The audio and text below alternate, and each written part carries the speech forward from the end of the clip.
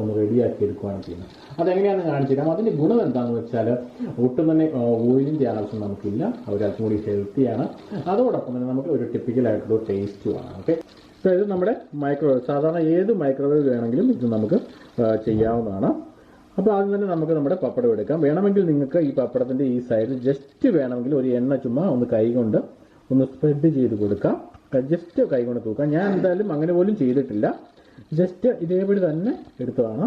അതിനുശേഷം നമുക്ക് ഈ മൈക്രോവേവിൻ്റെ അകത്തേക്ക് വെക്കാം. ഇതുപോലെ അങ്ങ് വെക്കാം. അതിനുശേഷം ജസ്റ്റ് 30 സെക്കൻഡ് നമുക്ക് ഒന്ന് ഓണാക്കി കൊടുത്താൽ മാത്രം മതി.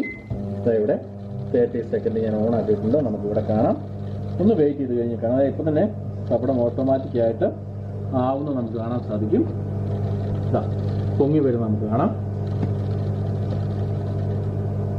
ഞാൻ ഈ 30 സെക്കൻഡ്